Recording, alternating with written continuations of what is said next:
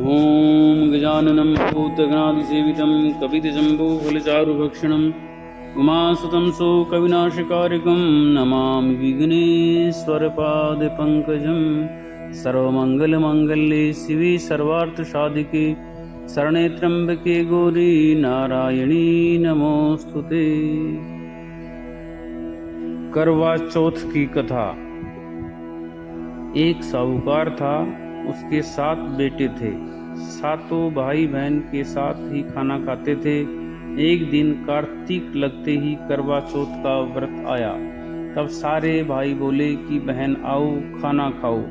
तब बहन बोली कि भाई आज करवा चौथ का व्रत है, चांद उगने के बाद खाऊंगी। भाई ने सोचा कि बहन भूखी रहेगी, तो एक भाई ने दिया लिया और एक भाई ने छलनी देकर दीवार के ओट होकर दिया जला दिया। छलनी ढक दी और आकर कहा कि बहन तेरा चांद उग गया, देख लो, अर्घ दे ले। बहन अपनी भाभियों से बोली कि आओ भाभी अर्घ दे लें। सारी भाभियां बोली जो तुम्हारा चांद उगा है, हमारा चांद तो रात को उगेगा। तब उसने अकेले ही अर्घ दे दिया और भाइयों के साथ जीवने बैठ गई। पहले गस्से में बाल आया, दूसरे गस्से में कंकड़ निकला, तीसरे गस्से में तोड़ते ही ससुराल से बुलावा आ गया और कहा कि बाई का आदमी बहुत बीमार है, जल्दी भेजो। जब माँ ने बहन के पहनने के लिए 3 बार बुगचा खोला, तीनों बार धोले कपड़े निकले। तब बाई को धोला कपड़ा पहनाकर ससुराल भेज दी और सोने का टका पल्ले बांध दिया और बोली कि रास्ते में कोई भी मिले उसके पैर छूती जाइयो और जो सुहाग का आशीर्वाद दे उसे सोने का टक्का देकर पल्ले की गांठ बांध लियो। बेटी को यह कहकर विदा कर दिया। रास्ते में जो मिले उसे पैर छुए। सबने यही आशीर्वाद दिया कि सीली हो, सबीरी हो, बहुत बहुत भैया की बहन हो। अपने भाइयों का सुख देख उसमें से किसी ने भी सुहाग का आशीर्वाद नहीं दिया। ससुराल में पहुंचने पर छोटी ननंद खड़ी थी। वह उसके पैर लगी तो वह कहने लगी कि सीली हो, सपूती हो, 7 पुत्रों की माँ हो, मेरे भैया का सुख देख। यह सुनकर उसने तभी 7 गांठ बांध ली और सोने का टक्का ननंद को दे दिया।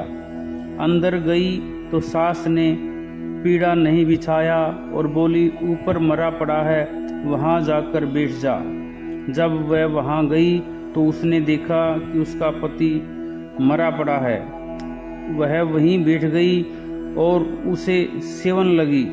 उसकी सास सारी बची कुची रोटी दासी को देखकर बहू से कहती बड़ी को रोटी दे आ। ऐसे होते होते मंगसिर की चौथ आई और चौथ माता बोली करवा ले भैयों की प्यारी करवा ले, दिन में चांद उगानी करवा ले, घनी भूखी करवा ले। तब वह चौथ माता को देखकर बोली कि माता तुम्ही ने उजाड़ी है, तुम ही सुधारोगी, मुझे सुहाग देना पड़ेगा।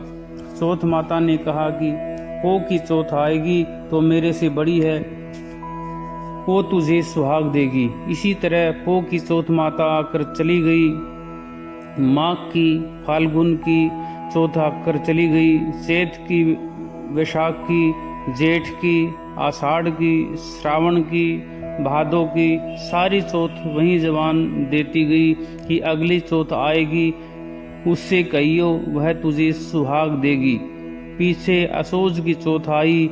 उस चौथ ने कहा कि तेरे पर कार्तिक की चौथ नाराज है, उसी ने तेरा सुहाग लिया है और वहीं तुझे सुहाग देगी, उसका पैर पकड़कर बैठ जाइयो। यह कहकर वह चली गई। पीछे कार्तिक की चौथ माता आई, गुस्से में बोली भैया की प्यारी करवा ले, दिन में चांद उगाने वाली करवा ले, घनी भूखाली करवा ले, व्रत मंडली करवा ले। तब साहूकार की बेटी पैर पकड़कर बैठ गई और रोने लगी, हाथ जोड़कर बोली, हे चौथ माता, मेरा सुहाग तेरे हाथ में है, तुम्हें देना पड़ेगा। मुझसे जो गलती हुई है उसे माफ़ करना। चौथ माता बोली कि छोड़ पापिनी हत्यारिणी, मेरा पग क्यों पकड़ बैठी है। वह बोली कि माता, मेरे से बिगड़ी हो, अब तुम्हें ही मेरा सुहाग देना पड़ेगा। चौथ माता राजी हो गई और आँख में से काजल निकाला, नाखून में से मेहंदी निकाली और टीका में से रोली निकालकर चिटली उंगली का छिटा दिया। देते ही उसका पति उठकर बैठ गया और बोला कि भूत सोया। तब वह बोली कि क्या तुम सोए, मुझे तो 12 महीने हो गए। तब चौथ माता ने सुहाग दिया है। तो वह बोली कि चौथ माता का उज्जमन कर। तब वह चौथ माता की कहानी सुनी। करवा मिनसा खूब चुरमा किया। दोनों पति पत्नी जिम कर चौपड़ पासा खेलने लगे। नीचे से उसकी सास ने रोटी भेजी तो दासी ने आकर कहा कि वह दोनों तो चौपड़ पासा खेल रहे हैं। सास देखकर खुश हो गई और बोली, क्या बात है। वह बोली कि मेरे तो चौथ माता आई है। यह कहकर सास के पैर लग ली और सारी नगरी में निडोरा पिटवा दिया कि पुरुष की लुगाई, बेटे की माँ, सब कोई चौथ का व्रत करो। 13 चौथ करो, नहीं तो 4 करो, नहीं तो 2 चौथ तो सब कोई करो। हे चौथ माता, जैसे साहूकार की बेटी को सुहाग दिया वैसा सबको दियो, हमें भी दियो। कहते सुनते ओंकारा भरते को अपने सारे परिवार का सुहाग दियो। बोलो चौथ माता की जय।